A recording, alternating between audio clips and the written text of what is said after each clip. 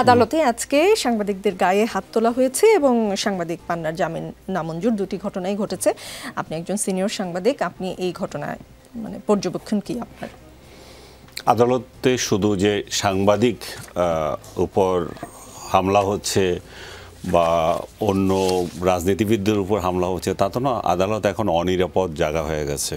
এটা সবচেয়ে দুঃখজনক যে যেখানে মানুষ বিচারের জন্য যাবে সেখানে বিচার পাওয়াটা কঠিন হয়ে গেছে। আপনি তো আগে আদালতে যেতেই পারছেন না। তো আদালত কতটা মানে জনবিচ্ছিন্ন হলে, মানে জন আকাঙ্ক্ষা থেকে দূরে সরে গেলে লতিফ সিদ্দিকীর মতো একজন সাবেক মন্ত্রী এবং মুক্তিযোদ্ধা উনি বলেন যে আমি দেব কেন, আদালত ওকালতনামায় স্বাক্ষর করব কেন? কারণ যেই আদালতের ক্ষমতা নাই যে আমাকে জামিন দেওয়ার, স্বাধীনভাবে অ্যাক্ট করার, তাহলে সেখানে তো আমি জামিন চাইতে যাব না। তার মানে অনাস্থা কত পর্যায়ে গিয়েছে। এবং উনি যেটা বলেছেন সেটাতে বিন্দুমাত্র ত্রুটিও ছিল না। কারণ একটা লোক জমায়েত করেছে এক জায়গায় কথা বলার জন্য, তাকে আমন্ত্রণ জানানো হয়েছে, যার সাথে তার কোনো সম্পর্ক নাই। তাকে আমন্ত্রণ জানানো হয়েছে, সম্পর্ক তার আইডিওলজিতে থাকতে পারে, বাট উনি ওই অর্গানাইজেশনের কেউ না। অতিথি হিসাবে দাওয়াত দেওয়া হয়েছে, মাসুদ কামাল ভাইকেও দাওয়াত দেওয়া হয়েছে, আমাকেও দাওয়াত দেওয়া হয়েছে। আমরা যাইনি, আমরা আমাদের বিশ্বাসে যাইনি, কিন্তু উনি গিয়েছেন।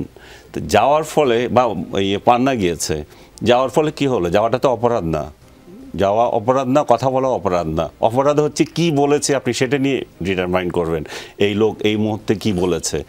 কিন্তু আপনি তাদেরকে কথা বলারও আগে ধরে নিয়ে গেছেন নিরাপত্তার নামে। নিরাপত্তার নামে নিয়ে গিয়ে আপনি তাদেরকে সন্ত্রাসী বানিয়ে সন্ত্রাসী আইনে আপনি জেলে দিয়ে দিয়েছেন। তো এখন দেখেন আপনি তাহলে ওই আদালত তাহলে সাংবাদিকদের কি নিরাপত্তা দেবে বা ওই মুক্তিযোদ্ধার কি নিরাপত্তা দেবে?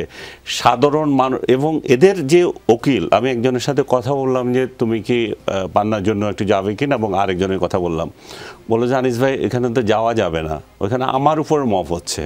সো রাজনীতিবিদদের উপর হচ্ছে, সাংবাদিকদের উপর হচ্ছে, সিভিল সোসাইটির অন্যদের উপর হচ্ছে, ইভেন উকিলদের উপরে হচ্ছে। বিরোধী দলের উকিল থাকলে তাকেও আক্রমণ করা হচ্ছে। এবং এটা আমি আরও একদিন বলেছিলাম, ডক্টর ইউনূসের জামানায় আমাদের জন্য দুর্ভাগ্যের বিষয় হচ্ছে উনি যখন আদালতে যেতেন, আমরা সাংবাদিকরা ওনাকে পেয়েছি, ওনার বক্তব্য নিতে পেরেছি। ওনার সাংঘাতরা যারা ওনার সঙ্গে যেতেন, যারা এখন ক্যাবিনেটে আছেন অনেকে, ওনার প্রতিষ্ঠানের লোকজন, তারাও কিন্তু আমাদের সাথে কথা বলতেন। তাদের কেউ কোনোদিন হামলা করে নাই, কিছু করে না। এখানে হামলার একটা উদাহরণ আসে যে মাহমুদুর রহমানের এই কেসটাকে সামনে নিয়ে আসে।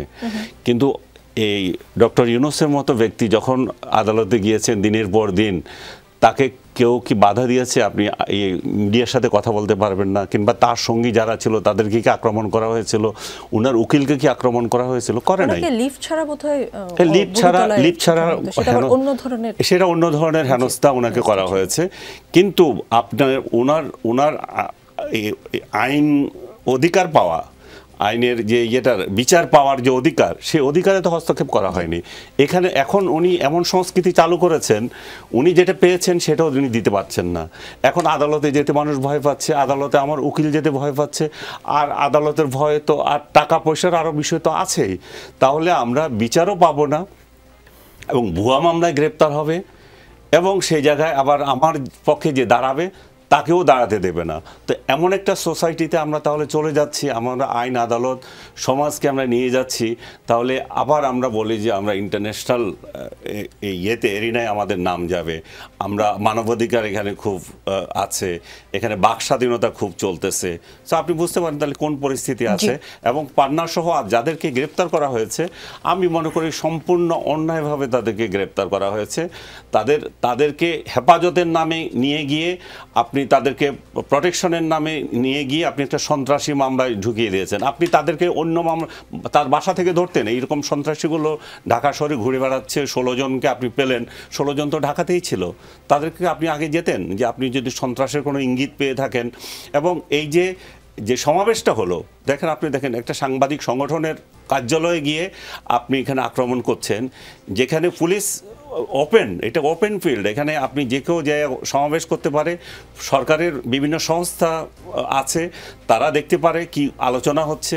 তাহলে কারো কোনো তোয়াক্কা না করে আপনি ওখানে মবগিরি করছেন, ওখানে মতামত সন্ত্রাসী গিয়েছে, ওখানে ট্যাগ সন্ত্রাসীরা গিয়ে তার উপর আক্রমণ করছে এবং একজন মুক্তিযোদ্ধাকে গালে জুতা মারো তালে তালে বলে এখানে দিচ্ছে।